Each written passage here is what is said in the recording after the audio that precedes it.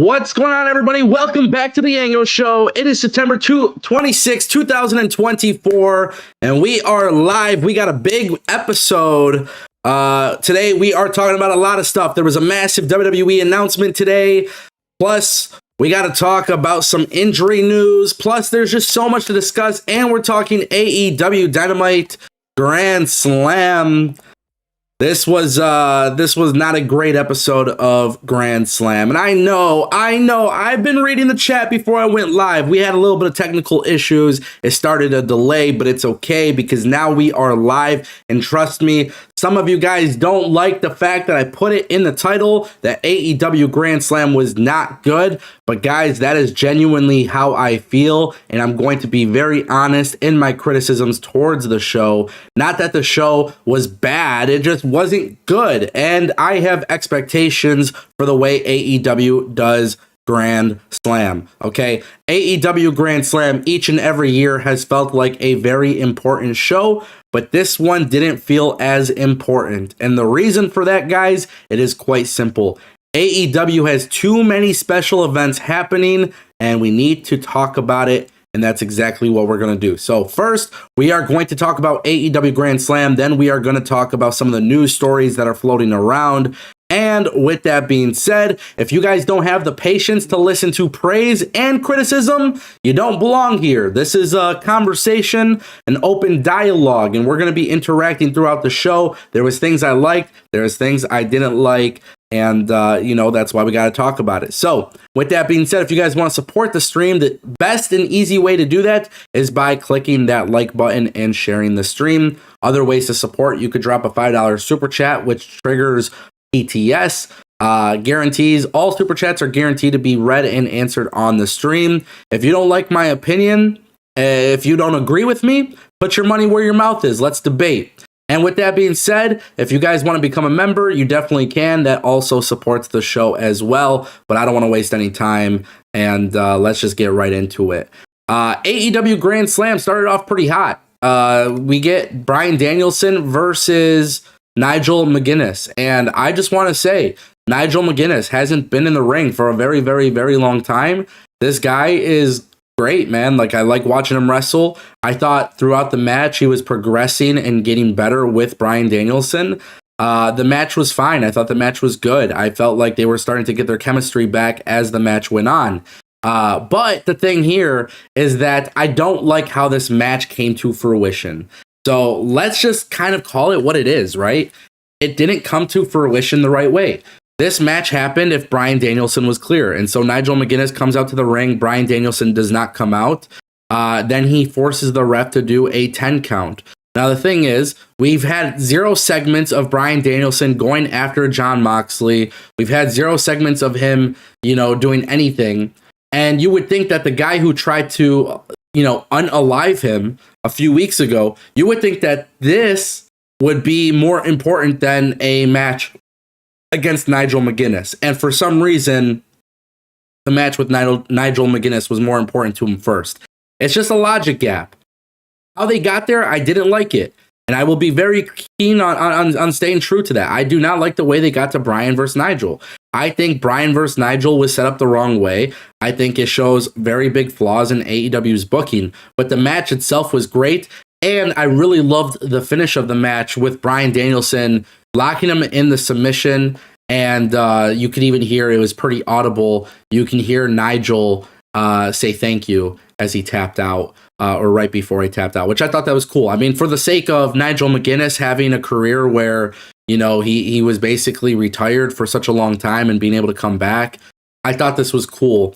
I thought this was a good way to open up the pay-per-view. It's not a pay-per-view, but it's a good way to open up the episode of Dynamite. Look, I feel like this is one of those things where I just feel like in general, like, great match, great booking. Like, it's not like, oh my God, this match is to die for, but it's a good, solid match. Like, you could tell as time went on, Nigel was getting more comfortable and they were starting to do some stuff. But at the same time too, I just feel like the way they did it with the 10 count and then final countdown hitting, personally speaking, I wasn't a big fan of that. That's very, very weird to kick that off. Especially when you see how the the pay-per-view. I keep wanting to call it a pay-per-view because Grand Slam every year feels like a pay-per-view. This time it didn't feel that way. But I love the way it finished. One thing I will also say, Christian Cage coming out with his contract was really smart because you have to remind fans that he does have that contract that he won. But I also like the fact that Kip Sabian stole his pen and basically ran away with it so that way Christian Cage couldn't run with it. I thought that was a very smart booking touch. Mainly just to remind you that Christian Cage is still in the mix for the title. Malik super chatted $11.08. There are new rumors that Malachi Black's contact with it will end sooner than expected. What do you think? Okay, so Seifa dropped $11.18 super chat. There are new rumors that Malachi Black's contract with AEW will end sooner than expected. What do you think? I think it's time for him to go. I know he's going to be on Rampage this week. Personally speaking, I mean, this is not a new opinion. I've been saying this for a very long time. Really, since he essentially joined AEW, Malachi Black is not... He shouldn't be in AEW. And I know there's going to be a lot of tribalists who speak on this, but let's also just kind of throw this out there. Malachi Black, he's got Zelina Vega in WWE. Andrade's got Charlotte in WWE. It's not like Malachi Black is being booked incredibly strong or incredibly important to the show. I just personally would like to see him gone from AEW. And I would like to see him as part of the top mix in WWE. I think Triple H knows how to book Malachi Black better than Tony Khan does. I think Malachi Black should have been in the world titles picture for AEW. I hold a very high regard for his skills and his ability, and unfortunately, I don't think his booking reflected that. If these rumors are in fact true, Seifa, this is what I say. I think if this is true, he should go to WWE. I think AEW is already bringing in people anyways, so it's not that big of a deal. Ultimately, it's really just up to Malachi Black. But for sure, I think he's going to be booked better in WWE. And that's because we saw how he was booked with Triple H. How he was booked with Vince McMahon, it was atrocious. How he was booked with Triple H, it was really, really, really good stuff. So it's hard for me to sit here and act like it wouldn't be a good thing for him to go back to WWE, especially when Triple H knows what to do with him. And this is a guy who, I just think he's so incredibly talented. It's shocking to me that AEW really didn't do anything special with him. And maybe that's just because I overvalue him more than Tony Khan. I don't know. But it really bothered me when I saw that Vince McMahon dropped the ball with him. And it really bothered me when he went to AEW and I thought, okay, Vince dropped the ball. Tony Khan's going to pick it up and run for it. That didn't obviously happen. So, yeah, I would rather see him back in WWE. Guys, there's going to be people switching to AEW, which we'll be talking about in this stream anyways. Thank you, Seifa, for the super chat. I appreciate it. So back to Grand Slam. I like the contract thing. I like the fact that Kip Sabian's kind of lurking around with the patriarchy. We'll see what that all leads to. I don't know just yet, obviously. The next thing we got Hook versus Roderick Strong. I actually like this as well. I think some people are going to be shocked to know that I like this. Hook is getting so good in the ring. He's getting way more comfortable. I like this kid a lot. I've said this before. I am definitely a Hooker. I'm a huge fan of Hook. It's funny because I remember, what was it, last year or 2 years ago when he did the Rampage episode of Grand Slam with Action Bronson. So yeah, like that was really cool. I like Hook. I thought him beating Roderick Strong was great. I thought the match was good.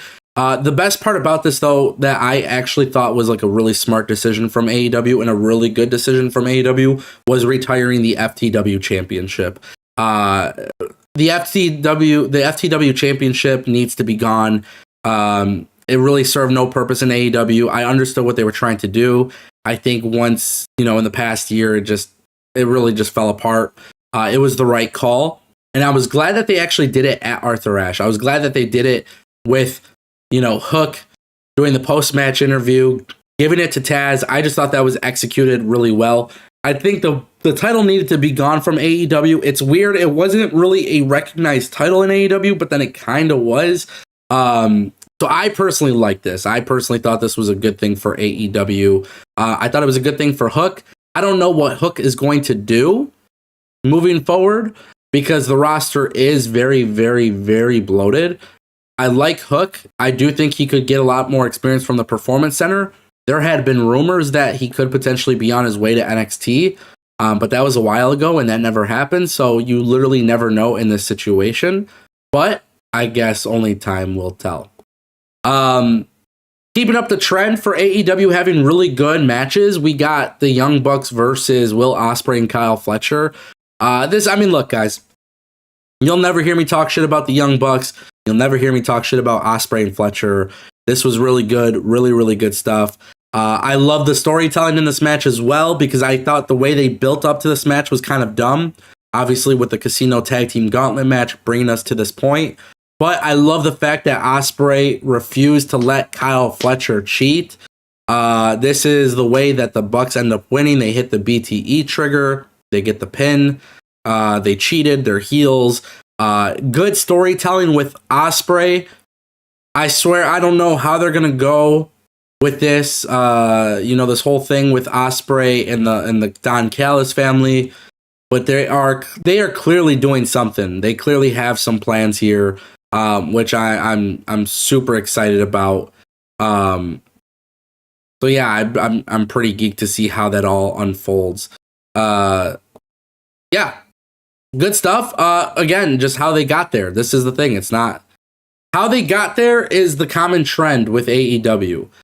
When they deliver matches and they deliver payoffs, like, they're great. But how they get there, it's rocky. And I didn't like the setup for that match. But the match was freaking awesome. Awesome, awesome, awesome. This is one of those matches where, like, just everybody gets it. Mariah May versus Yuka Sakazaki. I don't know. Not really something I care about in this match, to be honest, or in this card. Sakazaki just kind of coming back into the mix, not really building momentum, not really excited about this. Yuka Sakazaki, I remember from day one, I was like excited to see new talent, new faces. Look, I'm not trying to be a complainer, but I'm going to be a complainer here. You got a whole bunch of people doing stuff, not doing stuff. How we got to this point, like, it's ineffective planning. It's ineffective planning. There's something wrong here. There is something absolutely wrong here, because this should not be. I mean, you have so many talented women, and it's not that I hate, like, anybody, but we have gotten to a point where, like, what are we doing here? I don't know. Like, what are we doing here? Deonna Purrazzo starting a new faction with Taya Valkyrie. That's cool. We've seen some glimpses of that, but, like, why aren't we getting to the point where, like, why are we getting to the point on television where, like, you have tons of people. You have Athena holding the ROH title for as long as she has. She's been killing it. And, like, she's not on Dynamite Grand Slam. Like, there are bigger matches that they could be making than this. And I just feel like it's disappointing. And, I don't know. It's very odd. Very, very odd. How we got there, the match itself, I just didn't really care for. And as I predicted in yesterday's stream, there's no way that Mariah May was gonna. There was no way there was no way Yuka Sakazaki would win. And there was not really any point where I felt like she would have actually won. So, super predictable. Guys, we did have. I skipped over it in my notes, but MVP made his debut. So if you guys missed it, MVP made his debut at AEW Dynamite Grand Slam. He comes out, he interrupts Swerve Strickland's manager, Prince Nana. This is really good stuff. I love MVP. I love MVP joining AEW. He's there to talk business. Obviously, we know what this is all leading to. But there was a report that came out from Fightful Select that did confirm 100% that MVP has signed with the company. So we don't know the terms of the deal. We don't know if it's long-term, short-term. We don't know how much money. We don't know if MVP is going to be wrestling, but we do know that he's going to be in AEW. Now, what is very fascinating to me here is that they have MVP getting in the mix with Prince Nana, who is the manager of Swerve Strickland. Just saying, hey, tell Swerve to give me a call. I want to talk business. that right there was enough to get me excited about what potentially could be happening. But let's just call it, how we need to call it, right? Like this is AEW signing more talent, right? And you guys, if you watch my videos, you know that I've been very okay with the Hurt Business coming into AEW, and I think they should come into AEW. Shelton Benjamin and Bobby Lashley should come into AEW.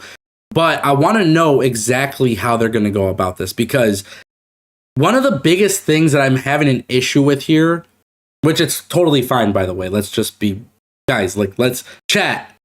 Let's be clear on this. I'm okay with this because I'm willing to let it play out. But it's intriguing that MVP wants to talk business with Swerve. Because I feel like if you're bringing in Bobby Lashley, and Bobby Lashley is going to be the head of the business, right? Head of the Hurt Syndicate, then you don't really want Swerve being just another member in the group. Swerve has already built himself up to be the main event talent. So I'm not judging this, I'm not hating this, I'm not being some tribalist, I'm not complaining about this. What I'm saying is that there is something very good here that could come out of it. But I think the Hurt Syndicate needs to actually go after Swerve.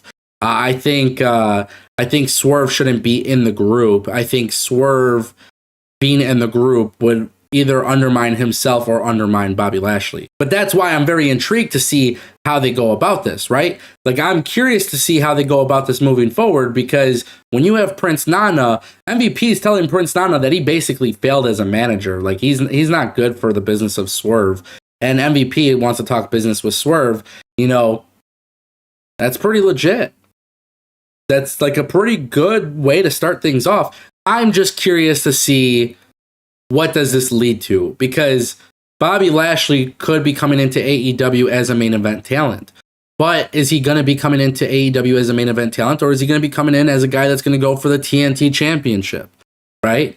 Perception is reality, my friends. Perception is reality. Like NXT, and I hate to compare this, but NXT bringing in Ethan Page and then allowing Ethan Page to win the NXT Championship immediately created this perception that Ethan Page would be treated as one of the top stars of NXT. He won the title after a month. I'm not saying for AEW to copy that, but I think we have seen so many times where guys debut and then next thing you know, they're doing things more so on the undercard, right? It even happened to Adam Copeland. Like, Adam Copeland didn't compete for the World Championship. And by the way, I'm not complaining about that. But Adam Copeland came in and won the TNT Championship. And, like, that was cool. But then, like, what made that cool was the fact that it was a feud with Christian, and there was just so many great things happening there. The reality is, though, perception is reality. So therefore, if Adam Copeland comes in holding the TNT Championship, it should make the TNT Championship feel much more important. I don't think it necessarily does that. And it's a really weird thing, because when you look at some of the people that AEW have brought in, you would just think at some point, like, you are going to create some new emerging stars. Like, even Will Ospreay is like a top guy, and he came in and, like, he's holding the International Championship. He's going to have a feud with Ricochet. You know what I mean? Like, that's weird. And it's not just Will Ospreay. I mean, they've done this with Okada. Okada comes in, he's a world champion kind of guy. He comes in, he's holding the Continental Championship. Jay White came in, again, previously a top guy, comes into the company, and then at one point he's holding the trios belts and shit. So, like, there is this thing that AEW does, man. They bring people in, and they just kind of throw them into the mid card, and then eventually it works its way out. And whatever it may be. And I swear, honestly, in my opinion, I just feel like Bobby Lashley, I don't want to see that happen to Bobby Lashley. That's my only concern. I like to see him in AEW. I love the idea of him and Shelton and MVP being together. I love the idea of these guys being on TV, wreaking havoc. But I want like, I guess maybe this is where AEW truly differs from WWE. And maybe you guys will not like this, which is completely fine. But I feel like in WWE, like, if you watch SmackDown, you kind of know who, like, the top stars are, right? Like, if you watch SmackDown, you know Kevin Owens, Randy Orton, Cody Rhodes, Solo Sikoa, the Bloodline stuff, Roman Reigns. Like, there is an identity there for those guys where it's just like they've created the perception like this is the main event scene. Same thing with Raw, with Gunther, Drew McIntyre, CM Punk, Seth Rollins. It's like you kind of know. With AEW, it's kind of weird. Like Jon Moxley was off of TV for a while, then he comes back, and now he's got the stuff with Bryan. He's the top guy. Swerve was the only guy in AEW where I feel like he actually had to legitimately work his way up to the top spot. And I feel like with AEW, it's like kind of harder to, based on booking, not based on name value, based on booking, it is rather difficult to tell who is actually like there as the top guys. And I prefer Bobby Lashley to be one of those top guys, in all honesty. I really do. I would really love to see him as a top guy in AEW, especially because the booking in WWE wasn't always that great for him. And I'll tell you guys this too, man. Like, maybe you guys won't like this, but I think the IWC has done a really good job of painting WWE as the bad guys. The AEW Tribalists do a really good job of painting WWE as the bad guys when it comes to booking talent. But then you see their talent go to AEW, and it's not like the booking has been that much better. I think Swerve Strickland is the one exception to that. And Swerve Strickland truly deserved getting that world championship run because he's a beast. And it proved me right. Because when he signed to AEW and they threw him in a tag team with Keith Lee, I got scolded for this. That's why I laugh when people call me a tribalist. I got scolded for this. I said Swerve and Keith Lee should not be in a tag team. That's dumb. I said Swerve should be a world champion. And that was immediately when he came in. I remember seeing them do Swerve in Our Glory, and I just thought that was dumb. I'm like, these guys are world championship material guys, and you throw them in a tag team, and perception's reality. And look what happened. It took a very, very long time for Swerve to get through that, but he did. And that's why I'm very happy to see how they booked Swerve. But that's why I say Swerve is the exception. So, yeah, just very, very interesting. I thought Grand Slam was weak, but MVP coming out and wanting to talk business with Prince Nana keeps me intrigued. I felt like that was one of the bigger moments for the show itself. And then the last thing, it was Moxley versus Bryan Danielson. Moxley versus Bryan Danielson was, Moxley versus Darby Allin. Great match. I mean, it's exactly what I expected. To me, this did not feel like a Grand Slam, bro. Let's just call it what it is, okay? Let's just call it what it is. This felt like a normal Dynamite. Moxley versus Darby Allin. It actually ends up clean, which I was kind of shocked. I did not expect that. I did not expect that at all. I thought somebody's going to help Moxley win. How he got here is the issue, though. It's like I was saying in the first match. It's that just the way the AEW brought us to this match, I thought was ridiculous. Darby Allin, I don't really understand why he would lose. He just lost his world championship opportunity because he decided to defend it against Moxley when there was really no reason for him to even go up against Moxley to begin with. But it was a great match. Great stuff happening. You know, Darby's bleeding. Mox is going crazy. I thought this was a very, very, very good match. Marina Shafir being on the side with Moxley. I thought this was like one of those things where the match was completely fine. The storytelling of it, I thought was really weak. I thought at the end, it was really cool. Bryan Danielson comes out and attacks Jon Moxley, and you got Commander and Private Party going after them. And why Private Party and Commander want to help out Bryan Danielson, I don't know. But they want to help out Bryan Danielson go after the BCC. Bryan goes to choke out Jon Moxley with a necktie or whatever it was. And Bryan Danielson declares war. So it's weird. It's weird that this segment happened after Bryan Danielson fought Nigel McGuinness. Because this guy literally tried to unalive you, and then you literally decide to wrestle Nigel McGuinness first for no reason. Then to get to that. I'm sorry, but there's nobody who could sit here and tell me it made sense. There's not. Tony Khan himself couldn't tell me any sense of it. The way they positioned it on TV, it was not logical. I like Danielson and Moxley having a feud. How they're getting there, I don't like. And that's why I think Grand Slam was not good. I think the build to Grand Slam sucked. I feel like the matches are good, but AEW always has good matches. So therefore, it's a storytelling flaw that they have. Grand Slam every year, I feel like creates big moments. This year, I did not feel like that. And you could tell there's a reason why there was only 7,000 or 8,000 people there versus 20,000. You can tell there's a difference in the first Grand Slam to this one. And if you don't agree with me, you're fucking lying to yourself. So yeah, let's keep it moving. Grand Slam, pretty damn weak. And no, I don't think it was good. Okay, now let's get into some news. Today, we are talking about some very big news stories. Guys, as a reminder, I am live every day, Monday through Friday, 12 p.m. Eastern. In fact, we are actually recording this right now while we're live. And that's how we're going to do things sometimes. So, Wardlow is gone from AEW. No, he's not. See, that's the thing. A lot of people think he is, but the reality is Wardlow is not gone from AEW. Wardlow is reportedly sidelined again with another injury. So a lot of people have been wondering what is going on with Wardlow. Why isn't Wardlow on TV? What happened to Wardlow? AEW drops the ball with Wardlow. Well, on the Stick to Wrestling podcast, Matt Taven confirmed that Wardlow is sidelined with a knee injury. He noted that injuries can be tricky sometimes, and he thinks Wardlow is trying to figure out the best kind of treatment plan to get him back on track. So, obviously, the reason why I'm talking about this is because we have been talking about Wardlow not being on TV. It's been like non-existent at this point. It's actually been really weird to not see Wardlow on television. But one of the big things that people are also forgetting is that Wardlow was destined to be like the next top guy.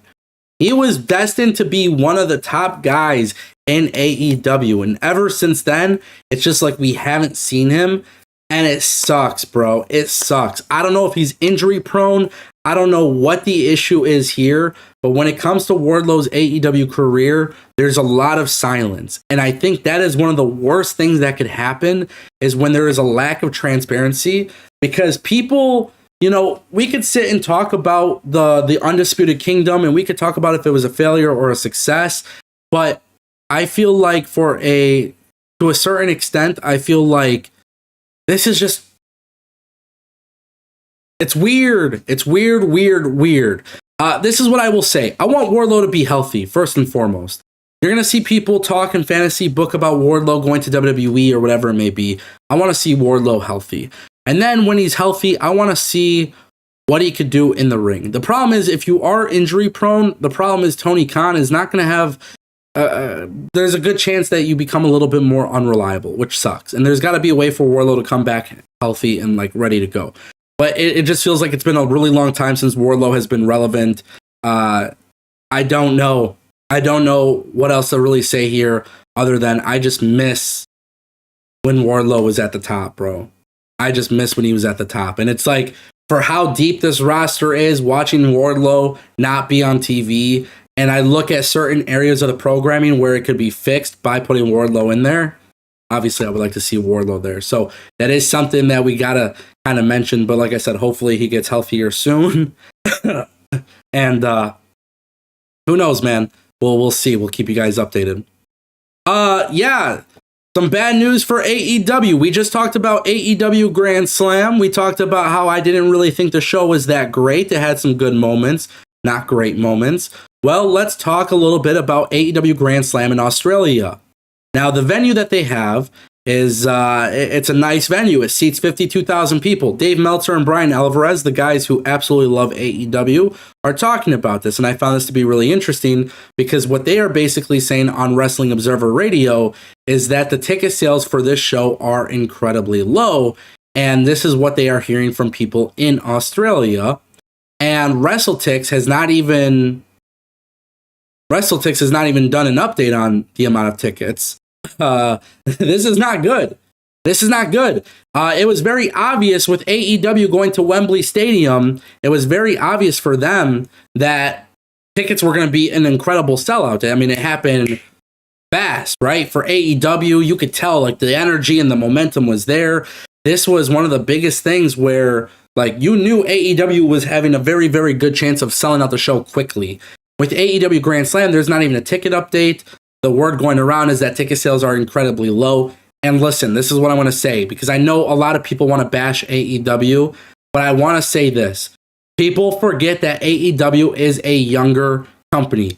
And I want this company to do international stadium shows. I've been talking about that for a very long time. And it would be really good to see them do international stadium shows. However, they are still a young company, and maybe they are just simply not ready for it. This company has lost momentum. You don't need me to tell you this. You don't need me to regurgitate what is already known in the fact that this is a company that is struggling right now to capture the same level of momentum that they had years ago. It is very obvious. Even though I say that 2024 has been way better than 2023 in terms of booking, it is so obvious that this company has lost its momentum. It's not going to be easy for AEW to sell tickets to this show. However, there is some good news on the flip side of this, and that is AEW has a lot of time. They have a lot of time to get this going for them. If I were AEW, I would be very, very smart with how they start marketing towards Grand Slam Australia. Remember, I keep saying AEW has too many important events happening right now. Right now, the focus is Wrestle Dream and the 5-year anniversary and Grand Slam and All In and All Low. That is one of the things, in my opinion, like, there's just so much happening and there's not a lot of momentum to really justify all these big shows. I don't know if Grand Slam Australia will do well. I don't know what I expect, but right now it's not that good. There is still time to turn it around, but I do look forward to watching back on this video and on this stream and seeing what the final number is and seeing whether I was right or wrong. But I have a very strong feeling this might be one of the worst turnouts for a stadium show for AEW. And that brings us to our final story right here. We got WWE SummerSlam. WWE has announced 2 nights of SummerSlam is coming to New Jersey, August 2nd through August 3rd of 2025. They dropped a reveal video with Cardi B and Bianca Belair. Not only did WWE bring in Meg Thee Stallion, but now WWE is bringing in Cardi B. WWE keeping their pulse on everything and the keeping their pulse on everything that's happening in the mainstream entertainment world, music industry, all that good stuff. WWE going to New Jersey. New Jersey probably spent a lot of money for this. I'm excited about this. This will probably be John Cena's last SummerSlam, right? You're going to see a lot of people talk about that. John Cena probably should be main eventing this show. SummerSlam in New Jersey, I'm super excited about. I have fam out there, so I'll probably be going out there for SummerSlam in 2025. These tickets, I mean, look, WWE is going to sell these tickets. It's very interesting to see them go with a 2-night option, but we knew that they were doing that for 2026 with Minneapolis. Now SummerSlam joins WrestleMania with 2-night shows. Huge announcement, double the money because WWE is going to be selling 2 nights. I think this is good for business. We'll see how WWE holds up with the 2-night thing. I have a very weird feeling that it's not going to be a long-term thing that they keep doing 2-night shows, but you never know with the WWE. It's very, very hard to say because business is good right now. It doesn't mean that business will be good later. But for sure, I'm curious to know what you guys think about that. And ladies and gentlemen, that brings us to the last topic that I want to talk to you guys about. There is a picture. Let me actually throw it up on the stream, by the way.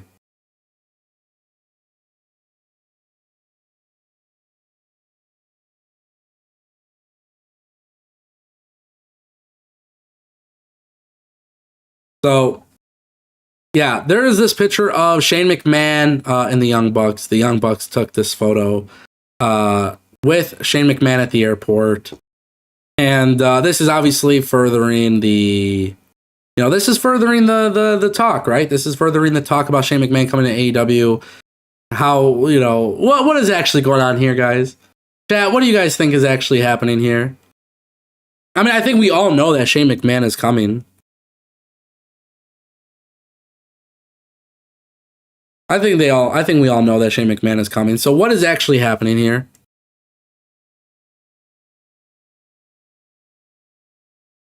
Are they doing this all on purpose? Are they not doing it all on purpose? I think that's the real question. You guys all think he's coming in. Alex says that Shane is buying AEW. He's not.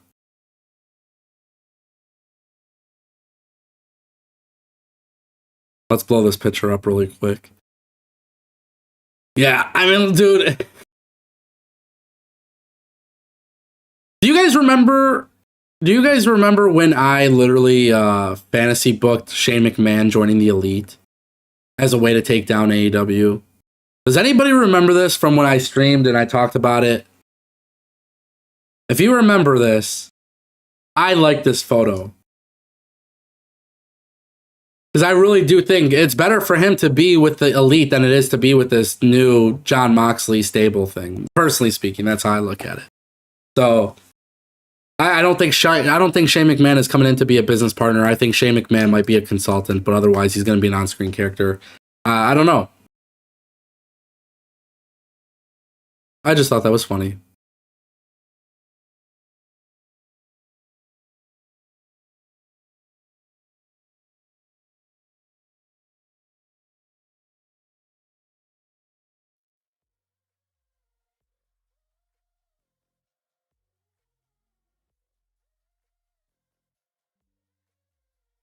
All right, guys.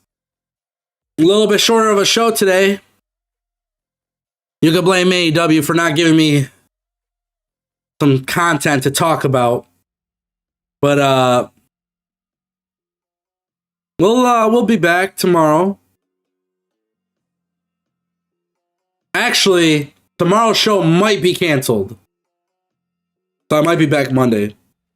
I might have something big happening tomorrow. Thank you guys for everybody who showed up and pulled up. I appreciate it. I'll see you guys next time.